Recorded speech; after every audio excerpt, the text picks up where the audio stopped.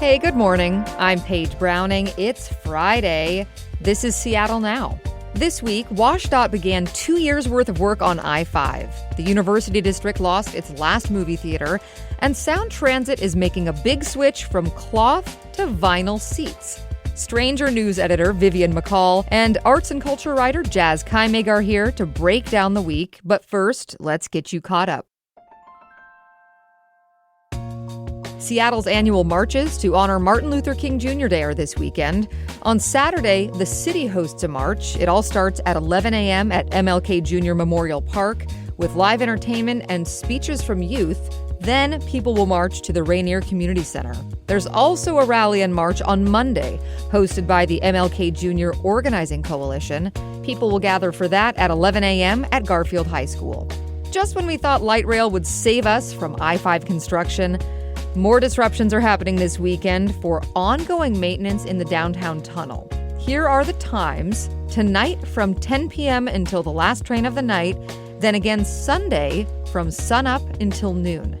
As for where, no trains will run from the Capitol Hill to Soto stations. Instead, shuttle buses will come for passengers every 15 minutes.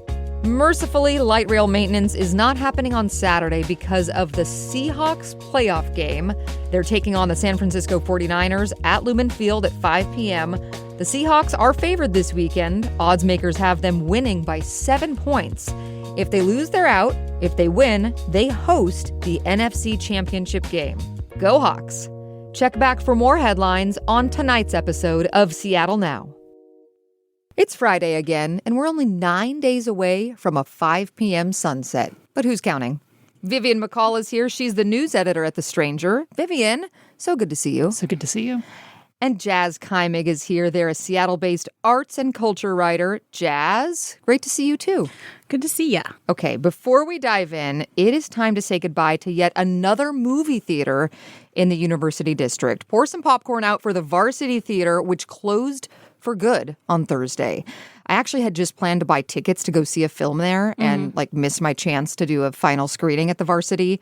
Faraway Entertainment, which is based on Bainbridge Island, told the Seattle Times the list of closing reasons: declining revenue, movies going to streaming quicker and quicker, and they say they never fully recovered from the pandemic. The University District has gone from 3 movie theaters, Grand Illusion, AMC, and Varsity, to 0 in the span of 2 years. Why don't you think the very well-populated U District could sustain a theater? There's not one left. I mean, at least with Varsity in particular, I'm not super surprised because it always kind of seemed like they never really found their rhythm in terms of programming, you know, because I was just walking past it today on the way to the studio and it's Avatar 3. And it's seeing Avatar at Varsity Theater would be kind of a wild experience. I mean, this it'd is be interesting. A 3+ hour movie. Right. In a, I will say, a dated theater, yes, which I love, absolutely. But maybe you're right there. I feel like something on the Ave should be showing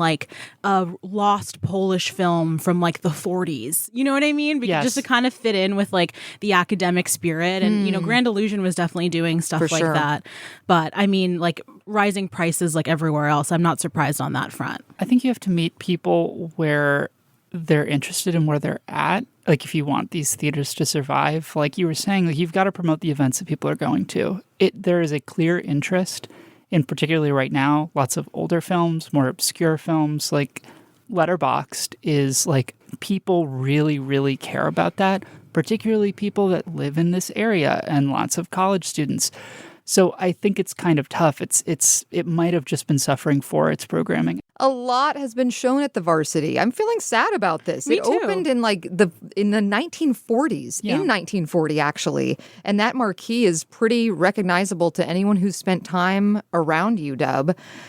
But as we've talked about, movie theaters are in a fraught place right now. As Faraway Entertainment noted, movies are heading to streaming faster and faster. Another blow this week: SIF announced more layoffs as part of an ongoing restructuring effort. Both of you, cinema regulars, what gets lost when a neighborhood theater closes? I mean, you miss a place to go somewhere with people, which is a major problem in this city more than lots of other places that I've lived. You miss a place that is focused on art. You miss a place to sort of escape from your home. It is bad to be staying in your home all the time. And if you're consuming all of your media through primarily one device and never leaving, you do not make social bonds. You do not get exposed to things outside of an algorithm stream sometimes. It's very, very limiting because the way that we are really exposed to mind and heart opening art is often through other people. Totally. And when you take folks out of that equation, that's really bad. Yeah. I miss the Egyptian so much. Oh my like God. I've had So so much. many good experiences. Because like I think it's really easy to think that every movie theater is the same. It's just like a dark room with a big screen. But I really feel like there are certain theaters that fit certain programming things. Or like certain I saw films. Spliff at the Oh, yeah. Egyptian, I remember. which was like the cannabis film I festival. forgot- yeah, I It was forgot about that, hilarious. yeah. Like, a special program for sure. Totally. Okay, let me end on a high note here in the world of movies. Scarecrow Video just successfully reached its $1.8 million fundraising goal for the Save Our Scarecrow campaign, and they've got more films than ever available for rent. So that's some nice news to end on. We're going to move on to the big story of the week. Revive I-5 is here, and like every road from Shoreline to Burien seems to have already felt some of that love. To remind everyone what's happening, northbound I-5 is down to 2 lanes for basically the rest of the year, where I-5 goes through the U District. Express lanes are only going northbound. Then it flips next year when southbound I-5 will have the same construction. This is part of the state's effort to fix the Ship Canal Bridge. Did this take anyone else by surprise this week? Yes and no. Like, I have known somewhere in me that it was Yes. going to happen. Somewhere in you could But feel. it's not front of mind because what am I going to do? Am I going to go, no, stop. This will f*** up everything forever. No, like I can't do anything. So I have forgotten. But now I remember. And I haven't really noticed the effect because we do have a car. I avoid I-5 most of the time. Me because too. Most of the time, driving I-5 sucks. And there are ways to get around the city where you can pretty easily avoid the highway and save yourself a good amount of time. Yeah. And I won't be sharing. Oh, come on. This is like saving your mushroom hunting spot. No, it's 2026. Gatekeeping is back. We are pulling it up. We're closing the door behind us, and we're like, we are not revealing secrets. Yeah, You know, throwing and my- dynamite down the hatch. Yeah, boom. Lock Yeah. that door. My secret spot would have been taking East Lake Ave as your alternate route, but that's all torn up anyway. Yeah, that is. Yeah. So good luck out there, folks. Yeah. I mean, this will affect many people's commutes every day for like 2 years. Axios says that the Ship Canal Bridge alone carries 240,000 cars daily. I'm kind of wondering if you two think busier traffic and maybe busier buses and trains impact the mood of the city. Yeah, Yeah, for sure. definitely. Yeah. Just because it's just like, oh, like I want to go to like Wallingford, but like trying to cross the bridge. Yeah. Ballard. Yeah, trying to get people generally to commute more than 20 minutes, like for an event. People are like, that's so long. That's all the way across town. Yeah. It's soft. It's sort of loser behavior. But You need to be hardened to live in a city. Yeah, you can't make people different. And I think it will probably intensify that for all of us. Yeah, and I already feel like there's like a balkanization of Seattle along the cut in a way where Oh, it's like yeah. because even It's without more Nordic, actually. But, yeah. Yeah. I live in the CD and trying to get anywhere in Ballard takes an hour. Okay, I did that this week, and I was like, oh, this traffic's so bad, it's definitely Revive I-5. Yeah. And then I realized, no, it always takes 45 It's always that way. minutes. Yes. Yeah. So I just In think a car. that it'll be even worse now. So it's like, say, hug your friends that live in Wallingford tight. If you live in central Seattle, you will not be yeah, seeing. they're dead now. So WSDOT is encouraging people to basically do anything not to jam up I-5. You know, take the side routes that you two are not going to be sharing your tips on. Delay your travel. Take transit, bike. And I love this. Commute Seattle has been encouraging employers to allow workers to arrive before 7 a.m. or after 10 a.m. I don't know if that's going to catch on. Jail. What? Come on. But, I don't know if anyone's even following this or if it'll catch on, because the Seattle Times been tracking drive times this week, and it was really slow. The drive on Tuesday morning from Linwood to Seattle took 81 minutes. Well, and I know you are both big transit riders. If we do get an influx of people on the trains because they're like, I'm no longer driving Shoreline to downtown Seattle, are you going to roll out the welcome mat to new riders, or are you wary of the new crowds? I'm not wary, because most of the time everybody gets their own special seat on the train, perhaps their own row. Like a lot of the day. It's pretty empty at certain times, and during rush hour, it's very manageable most of the time. Yeah. So I think it's really good. What I think we should do, I think that we should paint, on the openings, wait until people get off the train to get in the train.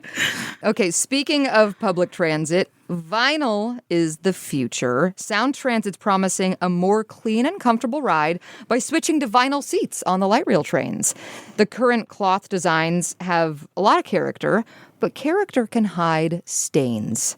Sound Transit says vinyl's easier to clean. Should this be a priority for Sound Transit? Why not? Yeah.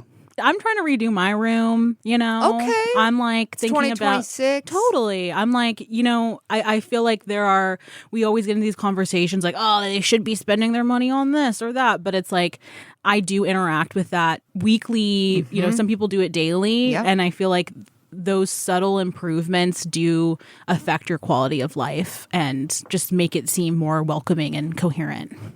Yeah, I think so too. I think the seats are a pretty worthy investment. It is always surprising how much this kind of stuff costs. Totally. Because there are a ton of seats on trains. And if you buy a chair for your house, it's fine. But if you buy a chair for everybody, that's really expensive. It's very expensive.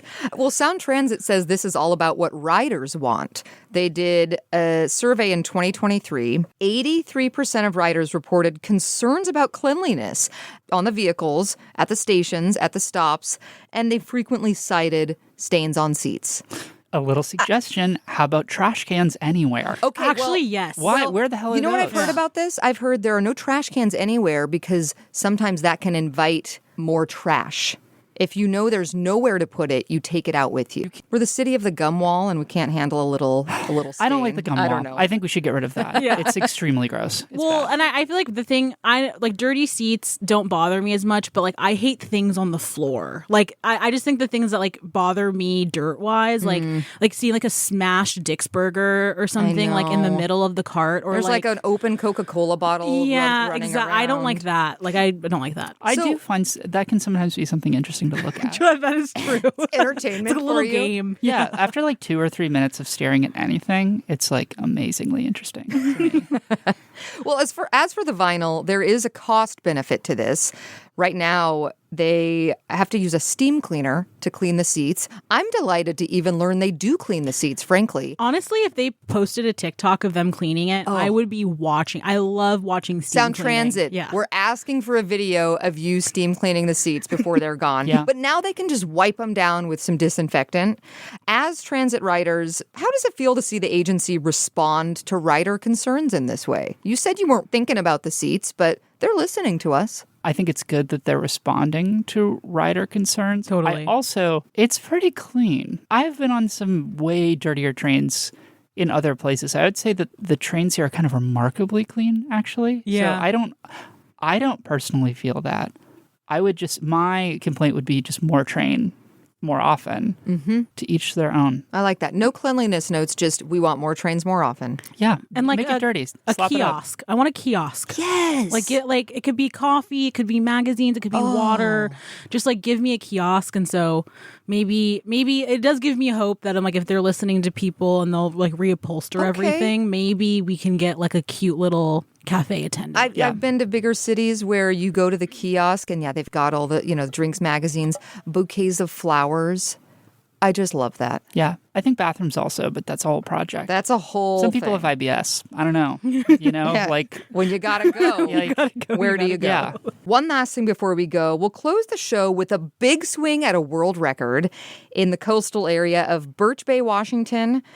Thousands of people tried to break the Guinness World Record for the most people doing a polar bear plunge on New Year's Day. Let's set the ground rules per Guinness. Wear a swimsuit and shoes. No costumes, wetsuits, or dry suits. Enter the water when directed. Remain waist deep in the water for 60 seconds. Exit the water when directed. Do you think you could pull that off? No.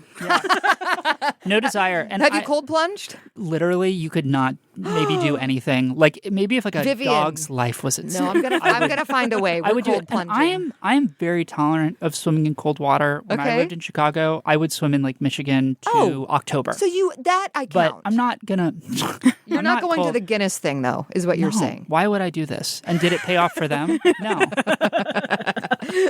Jas, no. Enter the water, waist deep for 60 seconds, exit the water. No, because I can barely even do it when I'm at the spa. I'll watch, I'll hold your towel, but I'm You're not. so brave. Yeah, I can't. Also, do that. waist deep, but keeping the torso above is cruel and weird. So I think I all honestly- the way in, yes. I Yeah, get neck it. or neck down or too. nothing. Yeah, What's I up think with it's the just waist deep? it's weird. Get your crotch in there. It's like, why? That's the worst. That's the worst part. Everybody knows this. Yeah. Yeah. If you're not going up to the neck, I don't know. But Yeah. but here's where some controversy kicks in. According to the Birch Bay Chamber of Commerce, 4,917 participants with bibs took part in this attempt. That would shatter the previous record of 3,100 people in Norway that was set just a couple weeks prior to this.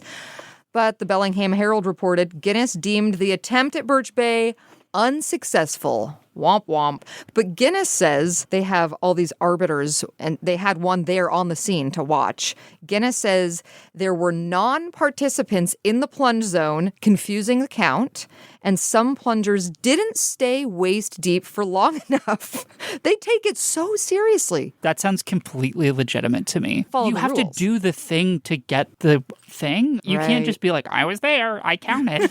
The Birch Bay group was like, no, stupid. we did this. And they've been, I guess they contacted adjudicators several times since the event, and the Guinness adjudicators were like, no, you didn't do it. I feel like there maybe should be a little bit of wiggle room in terms of everyone needs to do it within this minute 30 seconds so you can enter, sit, and then leave. Okay, Jas is willing to give some leniency here. Why? I'm not. And also, why are we trying to beat Nordic people at this? It might have just happened spontaneously. Yeah, I think they just do that. the Nordic people were just like, oh, whoop, 3,100 of us happened to show up in bibs. Yeah, Yeah, that exactly. might have just happened. Yeah, they happened to show up in Ireland and in England. Look what happened. We're not beating them. How would you do as an adjudicator? Well, actually, maybe I'm hearing it already. I'm an extreme hard ass as a Yeah. person. Yeah, I would. No qualms. Enjoy it, actually. Jas? Yeah, no, I'm bad at that. Well, it depends on if I like you or think this is cool. I feel like I don't think this is cool, so I would be like, I don't think it's cool either. And that actually makes me more motivated to be like, yeah, actually you didn't do it right. yeah. Actually, that was more thigh deep. Yeah, but if Yeah. it's a hot dog eating contest, I think there's more at then stake. you're in. Yeah. All right. I'm all a right. little bit more keyed in to that. Well, it's okay that we don't hold the largest polar plunge record because we do hold several records here in Washington. The most snow in a single year is held by the Mount Baker ski area.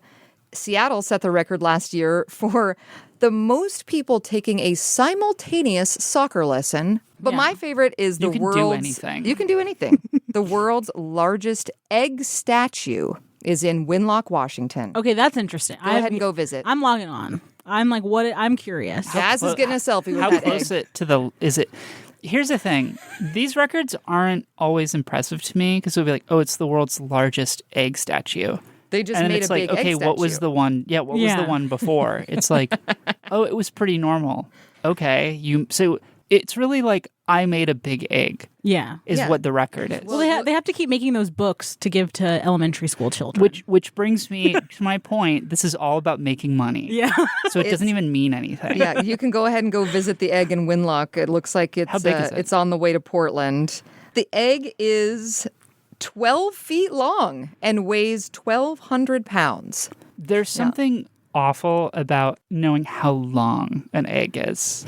That's just like a really icky sentence, you Weird, know? huh?